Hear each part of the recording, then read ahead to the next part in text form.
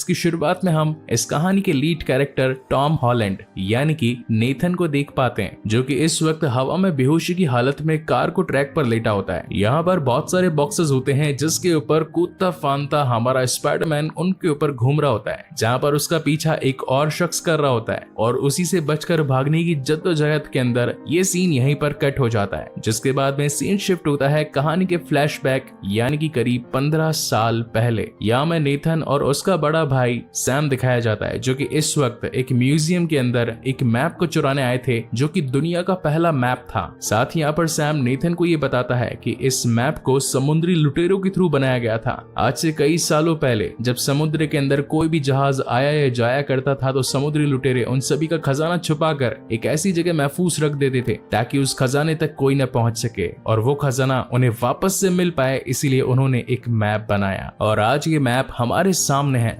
खास बात तो ये थी कि ये दोनों भी लुटेरों के खानदान से ही बिलोंग करते थे। साथ ही यहाँ पर सैम मैगलिन नाम के एक समुद्री लुटेरे के बारे में नेथन को बताता है, जिसे कि समुद्री लुटेरों का छिपा खजाना मिल चुका था। हालांकि मैगलिन को लोकेशन के बारे में पता तो चल चुका था, मगर वहां पर पहुंचने से पहले तक ही उसकी जान जा चुकी थी। ये सुनकर नेथन को लगता है कि हो सकता है कि शायद वो मैगलिन उस खजाने तक जरूर पहुंचा होगा, मगर खजाना किसी और जगह शिफ्ट कर दिया गया होगा या फिर खजाना खो चुका होगा। जिस पर सैम उसे कहता है कि अगर कोई चीज खोई है तो मिलेगी भी जरूर। जिसके बाद में ये दोनों ही उस मैप को चुराने की कोशिश करते हैं, लेकिन तभी वहां का अलार्म ट्रिगर हो जाता है और सारे सिक्योरिटी गार्ड आकर उन्हें पकड़ने की कोशिश करते हैं और फाइनली वो गार्ड्स उन दोनों को पकड़कर एक नन के सामने खड़ा कर देते हैं। हालांकि वो नन चाहती तो उन्हें काफी बुरी सजा दे सकती थी, मगर वो उन दोनों को सिर्फ हल्की फुल्की डांट फटकार लगाकर अपने रूम में वापस जाने के लिए कहती है। हालांकि यहाँ पर नेथन तो अपने रूम में वापस आ चुका होता है, लेकिन वो अपने बड़े भाई सैम को खिड़की से बाहर जाते हुए देखता है। इन दोनों की नजरें मिलती है और सैम अपने भाई के पास वापस आता है। साथ ही उसके हाथों में एक छोटी सी रिंग भी होती है और वो अपने भाई नेथन को कहता है कि वो अब जा रहा है उस खजाने की खोज में। साथ ही जाने से पहले वो नेथन को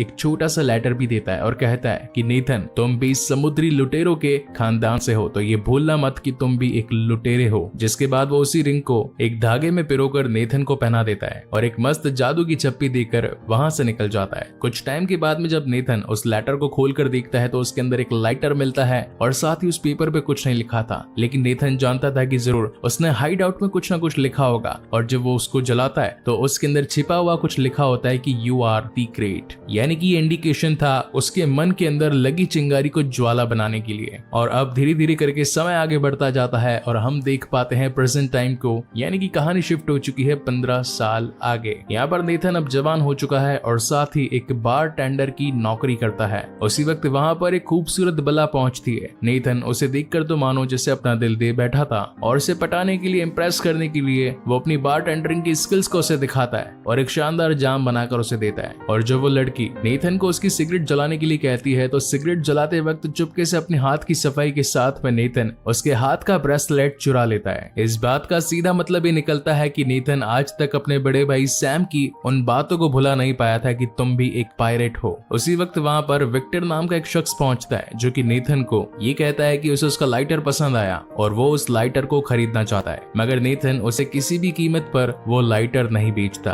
क्योंकि वो लाइटर खानदानी था और साथ ही वो लाइटर उसे सैम ने दिया था। थोड़ी देर बाद में विक्टर वहां से जाने लगता है और जब नेथन अपनी पॉकेट चेक करता है जिसके अंदर उसने चुराया हुआ ब्रेसलेट रखा था, तब उसे वो मिलता ही नहीं है, बल्कि उसकी जगह पर उसे विक्टर का एड्रेस मिलता है। यानी कि शेर को सवा शेर मिल चुका था, यानी कि विक्टर चोरी में उसका भी बाप था। और अब उस कार्ड पर लिखे एड्रेस की मदद से सीधा नेथन विक्टर के घर पहुंचता है, जो कि एक छोटे म्यूजियम से कम नहीं था। काफी पौराणिक तस्वीरें, किताबें और ढेर सारी पेंटिंग्स वहां पर पड़ी थी, जिन्हें देखकर तो नेथन मानो मंत्रमुग्ध हो चुका था। मंत्रमुग्ध बोले तो उसकी आंखों के सामने एक इल्यूजन क्रिएट हो गया, जो कि हर चोर की आंखों के सामने तब क्रिएट होता है जब उसे महंगी चीजें दिखाई पड़ती है। वहीं पर नेथन की नजर उसी मैप पर पड़ती है जो कि उसने बचपन में कभी अपने भाई के साथ देखा था। तभी पीछे से विक्टर वहां पहुंच जाता है और वो नेथन से कहता है कि वो उसके बड़े भाई सैम को जानता है। नेथन आखिर उससे पूछता है कि तुम मेरे भाई को कैसे जानते हो, तो वहां पर विक्टर उसे बताता है कि तुम्हारा बड़ा भाई सैम और मैं उसी खजाने के पीछे लगे थे जिसका मैप तुम्हारी आंखों के सामने है। हालांकि ये बात काफी पुरानी थी और अब सैम मेरे साथ में नहीं है, यानी कि अब सैम खो चुका होता है। तभी यहाँ पर विक्टर नेथन को एक डील देता है कि अगर तुम इस मैप के साथ खजाने को ढूंढने में मेरी मदद करो तो हम तुम्हारे भाई को भी ढूंढ पाएंगे और साथ ही हमें खजाना भी मिल जाएगा। कैसे रहेगी ये डील। हालांकि ये बात सुनकर पहले तो नेथन मना करता है कि उसे खजाने में कोई इंटरेस्ट नहीं है, लेकिन वो ये भी चाहता था कि अपने भाई से दोबारा मिल पाए, इसीलिए वो विक्टर की हाँ में हाँ मिलाकर उसकी डील को फाइनल कर डालता है। जिसके बाद एक पार्सल के साथ में नेथन वहां से निकल जाता है। उस पार्सल के अंदर कुछ फोटोज और कुछ डॉक्यूमेंट्स थे जो कि सभी उस खजाने से रिलेटेड थे, और उन सभी के साथ में नेथन अपने भाई की दी हुई पुरानी रिंग को गले में पहनकर अगले सुबह सीधा विक्टर के पास पहुंच जाता है। विक्टर यहाँ पर नेथन को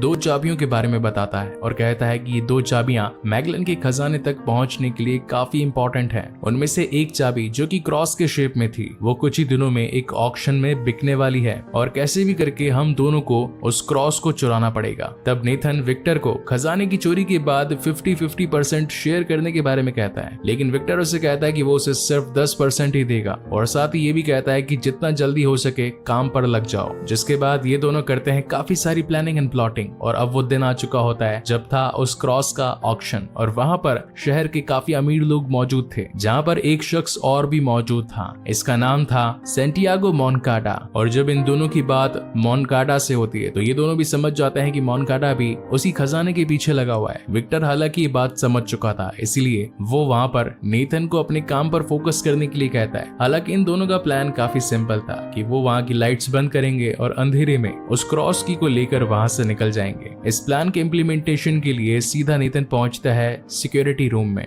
और जैसे ही वहां के मेन स्विच की वायर्स को कट करना ही वाला था कि तभी वहां पर सारे सिक्योरिटी गार्ड पहुंचकर नेथन को धमाधम कूटने लगते हैं। अब इतने सारे लोगों को देखकर नेथन वहां से भागने लगता है, और पर्सनली कहूं तो ये इस पूरी मूवी का एक one of the best scene है, जहां पर नेथन भागता भागता ऊपर सीलिंग पे लगी ट्यूबलाइट्स को पकड़ते हुए एक के बाद एक दूसरी पर भागता जाता है। विक्टर ये बात जान चुका था कि इस वक्त सभी लोगों का ध्यान ऊपर नेथन पर है, तो वो चुपचाप अपनी होशियारी के साथ में एक सिक्योरिटी गार्ड का सूट पहनकर चालाकी से उस क्रॉस की को चुरा लेता है और वहां से भागने की कोशिश करता है। हालांकि उसे भागते हुए नेथन अपनी आंखों से देख लेता है, इसीलिए वो भी बाकी सभी सिक्योरिटी गार्ड से बचकर चुपचाप पहुंच जाता है विक्टर के पास में, जहां फर्स्ट टाइम नेथन को वो क्रॉस की देखने को मिलती है जो कि इस वक्त विक्टर के हाथों में होती है। जिसके बाद में ये दोनों पहुंचते हैं सीधा बार्सिलोना। ये आता है मैड्रिड में बना हुआ था, और इसी के साथ ये अपने बार्सिलोना की प्लानिंग बनाना शुरू कर देते हैं। वहां पहुंचने के बाद में विक्टर नेथन को इस पूरे की पूरी प्लानिंग की तीसरी पार्टनर से मिलवाता है, जिसका नाम था क्लोई, और ये वो शख्स थी जिसके पास में उस महान खजाने को चुराने वाली दूसरी चाबी थी। हालांकि क्लोई वहां पर उन दोनों को देखते ही उनके साथ काम करने से मना कर देती है और बिना कुछ कहे वहां से जाने लगती है। तभी इन दोनों को कुछ क्लिक होता है, और जब ये लोग अपना खुद का बैग चेक करते हैं तो पता चलता है कि वो बंदी तो इनको चूना लगा गई और इनकी क्रॉस की चुरा कर भाग गई। तभी उसे पकड़ने के लिए नेथन उसके पीछे पीछे भागता है, और एक काफी अच्छा पार्कौर सीन हमें दिखाई पड़ता है। लंबी चौड़ी भाग दौड़ के बाद में फाइनली नेथन उसकी कार के सामने आके उसे रोक ही डालता है, और साथ ही उसे समझाता है कि तुम हमारी मदद के बिना खजाना ढूंढ ही नहीं सकती। उसी वक्त वहां पर विक्टर भी पहुंच जाता है और कहता है कि अगर तुम यहाँ से वो चाबी ले गई तो ये बात याद रखना कि इस खजाने के पीछे और भी कई माफिया के बड़े बड़े लोग शामिल हैं, जिनकी नजरों में तुम प्रेफरेंस लिस्ट पर आ जाओगी, और अब अगर तुम्हें तुम्हारी जान की परवाह है तो सिक्योरिटी गार्ड्स तो होने बनता ही है, और हम दोनों से अच्छा तुम्हें और कौन सुरक्षा दे सकता है, तो क्यों ना क्लोई मैडम साथ में मिलकर काम किया जाए। जिसके बाद फाइनली क्लोई जी इन दोनों के साथ ही काम करने के लिए तैयार हो जाती है। जिसके बाद ये तीनों अपने नेक्स्ट क्लू के लिए एक चर्च पहुंचते हैं। बेसिकली ये वो चर्च होता है जहां पर उस किताब में सेम टू सेम वैसा दिखने वाला पेड़ था जैसा कि इन्होंने फ्लाइट में देखा था। मीनवाइल हम मोनकाडा को देख पाते हैं जो कि इस वक्त अपने पिता के साथ बदतमीजी से पेश आ रहा था, और उसका रीजन ये था कि मोनकाडा को कहीं ना कहीं ये पता चल चुका था कि उसका अमीर बाप अपनी सारी जायदाद बस दान में लोगों को यूं ही मुफ्त बांटने वाला है, और मोनकाडा ऐसा होने देना नहीं चाहता था। इसीलिए वो एक ट्रेंड किलर को हायर करता है जिसका नाम होता है ब्रैड टॉक। वेल इसका नाम हम ब्रैड बोलेंगे क्योंकि शॉर्ट में अच्छा लगता है यार, जो कि अपने काम को बखूबी से निभाकर सीधा पहुंच जाती है मोनकाडा के पास में, जो कि उसे एक नया मिशन देता है और ये बताता है कि अब तुम्हें नेथन और विक्टर से जाकर वो 2 चाबियां लानी है जो मुझे चाहिए। जिसके बाद में सीन शिफ्ट होता है सीधा नेथन पर, जिसके पास में सैम के द्वारा दिए गए काफी सारे लेटर्स होते हैं, और उन्हीं में से वो क्लू निकालने की कोशिश करता है, जबकि दूसरी ओर विक्टर जमीन पर बने सारे के सारे सिंबल्स को देखकर नीचे तहखाने तक का रास्ता ढूंढ लेता है, और थोड़ी बहुत जांच पड़ताल कर लेने के बाद में नेथन को एक छोटी सी मूर्ति दिखाई पड़ती है, और जैसे ही वो उसे घुमाता है तो उसके नीचे 2 छोटे छोटे होल्स खुल जाते हैं जिसके अंदर उसी चाबी को लगाने की डिजाइन बनी हुई थी। और जब नेथन क्लोई के साथ उन दोनों चाबियों को यूज करता हुआ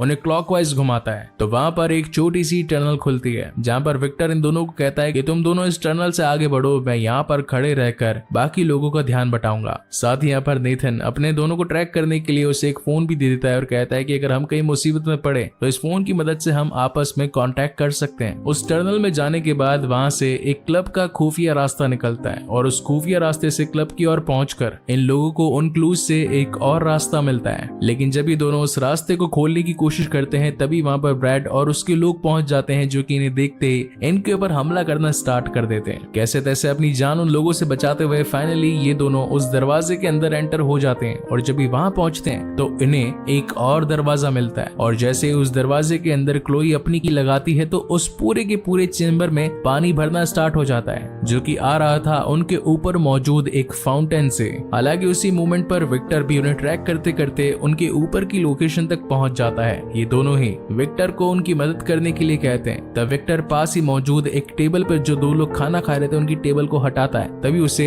एक वहां पर की होल जैसा दिखाई पड़ता है। अब हालांकि विक्टर उस होल के अंदर अपनी की लगाता मगर तब तक वहां पर ब्रैड पहुंच जाती है और इन दोनों के ही बीच में धमाधम फाइट हो जाती है जहां पर ये दोनों ही एक दूसरे को उठा उठाकर दूर फेंक रहे होते हैं और फाइनली एक लंबी चौड़ी लड़ाई के बाद में विक्टर ब्रैड को हरा ही देता है और उस होल के अंदर अपनी दूसरी चाबी डालता है और जैसे ही वो चाबी को घुमाता है तो नेथन और क्लोई के सामने एक दूसरा दरवाजा ओपन हो जाता है और साथ ही जो पानी उस चेंबर में भर रहा था वो भी रुक जाता है। यहाँ पहुंचने के बाद ये तीनों आपस में एक दूसरे को एक छोटी खिड़की की मदद से देख पाते हैं। इसका मतलब साफ था कि ये तीनों अब बिल्कुल सेम ही जगह पर पहुंच चुके हैं। जिसके बाद में और आगे जाने पर नेथन को एक और दरवाजा मिलता है और यहाँ पर नेथन क्लोई की चाबी की मदद से उसे खोलने की कोशिश करता है मगर वो चाबी उस दरवाजे को ठीक से खोल ही नहीं पा रही होती है। तब वहाँ पर नेथन को समझ में आता है कि इसे खोलने के लिए दो चाबियों की जरूरत पड़ेगी तो वो विक्टर से उसकी चाबी मांगता है। लेकिन विक्टर इस वक्त ये सोचता है कि अगर मैंने ये चाबी उन दोनों को दे दी तो कहीं ये दोनों यहाँ से फरार ना हो जाए। लेकिन फिर भी उसे कहीं ना कहीं नेथन पर विश्वास था और वो अपनी चाबी नेथन को दे डालता है। जिसके बाद में क्लोई उन दोनों कीज को जोड़कर उस ताले की एक्चुअल चाबी बना लेती है जिसकी मदद से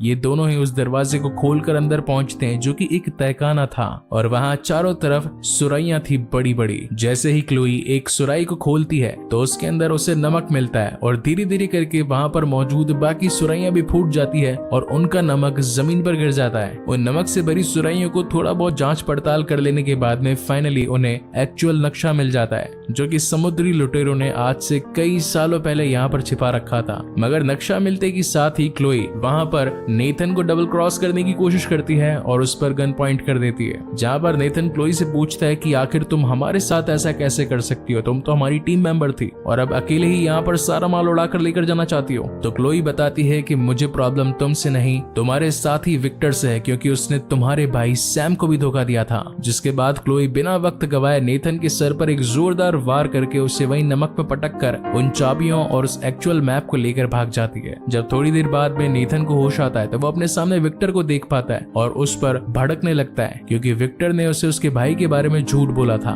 और इसी वजह से नेथन को गुस्सा आ जाता है और वो विक्टर के साथ अपने सारी साझेदारी को तोड़कर वहां से जाने लगता है। जिसके बाद में नेक्स्ट मॉर्निंग सीन शिफ्ट होता है और हम देख पाते हैं क्लोई को जो कि इस वक्त पहुंचती है सीधा सैंटियागो मोनकाडा के पास में और साथ ही वो मैप और कीज उसे दे डालती है। यानी कि शुरुआत से ही क्लोई उसके साथ मिली हुई थी और ये पूरा प्लान सैंटियागो का ही था। मीनवाइल हम नेथन और विक्टर को देख पाते हैं जहाँ पर विक्टर नेथन को ये बताता है कि तुम्हारे भाई की जान मेरी वजह से नहीं बल्कि ब्रैड की वजह से गई थी, वही है तुम्हारे भाई के खून के असली कातिल। हालांकि नेथन उसकी बात पर गुस्सा तो होता है लेकिन जब उसे पता चलता है कि वो असली कातिल नहीं है तो वो अगेन विक्टर का साथ देने के लिए तैयार हो जाता है। हम देखते हैं कि क्लोई मोनकाडा के साथ कियम्बा जाने की प्लानिंग कर रही होती है। वहीं पर उन सभी को दूर से विक्टर और नेथन देख रहे होते हैं। वहीं कार्गो प्लेन के अंदर मोनकाडा उस पूरे मैप को स्कैन करवा देता है और साथ ही उस खजाने की एक्चुअल लोकेशन का पता लगा लेता है। लोकेशन मिल जाने की वजह से वो काफी खुश होता है और अपनी ही टीम मेंबर्स के साथ में अपना पुराना एक्सपीरियंस शेयर कर रहा होता है। लेकिन तभी ब्रैड वहाँ पर उससे डबल क्रॉस करती है और उसे ही जान से मार डालती है। ब्रैड का हमेशा से ये सपना था कि वो खजाना उसके पास आ जाए, इसलिए वो इतने टाइम तक बस एक छिपा मोरा बनकर मोनकाडा के लिए काम कर रही थी। उसका एक शिकार तो रास्ते से हट चुका था और अब उसका दूसरा शिकार था क्लोई, क्योंकि क्लोई को भी उसी खजाने की तलाश थी और ब्रैड नहीं चाहती थी कि उसके और उसके खजाने के बीच में कोई और भी आए, इसलिए वो क्लोई को रास्ते से हटा देना चाहती थी। हालांकि उस वक्त क्लोई ने अपनी ही आंखों के सामने मोनकाडा का कत्ल होते देख लिया था, इसलिए वो अपने आप को छिपाने के लिए कहीं पर छिप जाती है। वहीं पर सीन शिफ्ट होता है नेथन और विक्टर पर, जो कि एक छोटी सी कार की डिक्की में छिपकर उस प्लेन तक पहुंच चुके थे। हालांकि ब्रैड के लोग क्लोई को ढूंढ लेते हैं और उसके ऊपर गोलियां चलाना स्टार्ट कर देते हैं। वहीं पर वो भी उनके ऊपर गोलियां चलाना स्टार्ट करती है। इसी बीच नेथन को मौका मिल जाता है वहां से उस मैप को चुरा कर भागने का। उसी वक्त वहां से विक्टर उस मैप को अपने पास रख लेता है और एक राइडर सूट पहनकर पैराशूट लेकर वहां से नेथन को ये कहकर जाता है कि मैं कूद रहा हूं, तुम भी फटाफट वहां से कूद जाना। मगर नेथन को तो ब्रैड से अपने बड़े भाई सैम की मौत का बदला लेना था, इसीलिए वो उसे मारने के लिए आगे बढ़ता है। तभी वहां पर वो सारे गुंडे नेथन के ऊपर गोली चलाने वाले होते हैं और तभी नेथन मौका पाते ही सारे अंदर भरे माल को खोल देता है और हर माल अब उस प्लेन से नीचे गिरने लगता है। और ये इस मूवी का वो सीन था जो कि हमने इस मूवी की शुरुआत में देखा था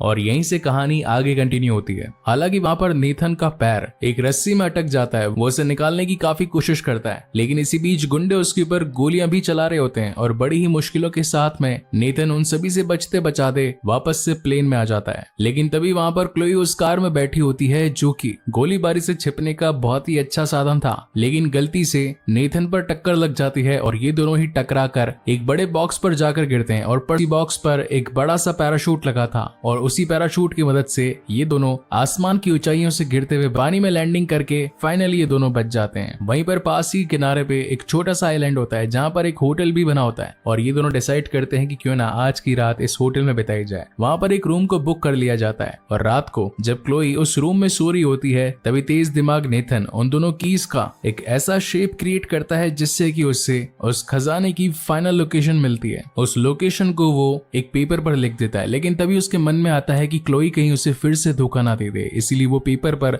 गलत कोऑर्डिनेट्स डाल देता है और चुपचाप जाकर सो जाता है। नेथन की प्रेडिक्शन थी कि क्लोई आकर उसके इस कोऑर्डिनेट्स को चेक करेगी और उसके उठने से पहले ही खजाना लूटने के लिए निकल पड़ेगी और ऐसा होता भी है। जब अगली सुबह नेथन की आंख खुलती है तो उसे बिस्तर पर क्लोई नहीं मिलती है और जो गलत कोऑर्डिनेट्स नेथन ने लिखे थे उस पेपर के पीछे सॉरी लिखकर वहां से जा चुकी होती है, यानी कि क्लोई नेथन के बिछाए जाल में फंस चुकी होती है और अब नेथन अकेला ही उस बड़े खजाने की खोज में निकल पड़ता है। और अब वो मोमेंट आ चुका था जहां पर नेथन को सोने से भरे दो बड़े बड़े शिप मिल जाते हैं जहां पर ढेर सारा सोना होता है। वहां पर सोने के बड़े बड़े ट्रंक होते हैं जिन्हें देखकर नेथन को याद आती है अपने भाई की सैम की कि उन दोनों भाइयों ने मिलकर ये सपना देखा था कि एक दिन आएगा जब हम इस खजाने को लूट लेंगे। लेकिन तभी वहां पर एंट्री होती है विक्टर की, जो कि नेथन को ट्रैक करता करता वहां पर पहुंच चुका था। ये दोनों ही अपना जश्न मना रहे होते हैं कि फाइनली इन्हें वो सोना मिल गया, लेकिन तभी वहां पर पहुंच जाती है ब्रैड। अब उनके गुंडों से बचने के लिए ये दोनों ही शिप के अंदर छिप जाते हैं और तभी ब्रैड बड़े बड़े हेलीकॉप्टर्स के साथ में उन दोनों सोने से भरे शिप्स को अपने साथ लेकर जाने लगती है। इस उड़ा कर लेकर जा रहे होते हैं, लेकिन नीचे विक्टर का तो कुछ और ही मानस था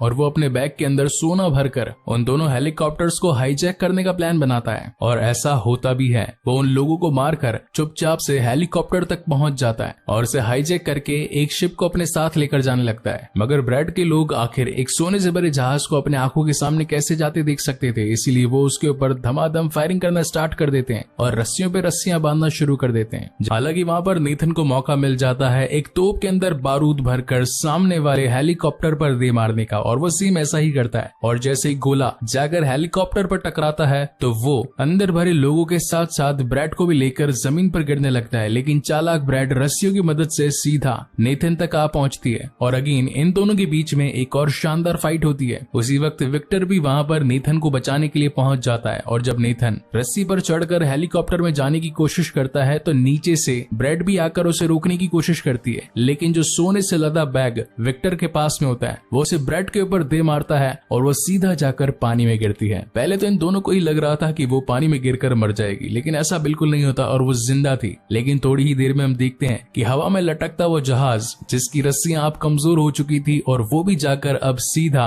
पानी में ब्रेड के ऊपर जाकर गिरता है। इसका मतलब तो ये था कि फाइनली ब्रेड का ब्रेड ऑमलेट हो गया। वेल सोना चुराने की तो इन दोनों की ही मन से ख्वाहिश थी, लेकिन अब पानी के अंदर वो सोना वापस से चला गया है तो ये दोनों डिसाइड करते हैं कि क्यों ना अब इस दबे हुए सोने को गवर्नमेंट को ही दे दिया जाए। लेकिन तभी अपने बैग में से नेथन कुछ सोने की बार्स निकालकर विक्टर को देता है और कहता है कि यह है तुम्हारा इनाम। देखा जाए तो सोना चुराना विक्टर का एक सपना था और इस सोने को पाकर वो काफी खुश था। वहीं दूसरी ओर नेथन एक सच्चे दोस्त को पाकर खुश था। और इसी के साथ ये मूवी यहीं पर खत्म होती है। वहीं पर हम इस मूवी का एक पोस्ट क्रेडिट सीन देख पाते हैं, जहाँ पर हम व्यूअर्स को ये पता चलता है कि नेथन का बड़ा भाई सैम इस वक्त भी जिंदा है और एक जेल में कैद है, जो कि अपने भाई नेथन को खत लिख रहा होता है। और इसी तगड़े सस्पेंस के साथ में ये शानदार कहानी यहीं पर खत्म होती है।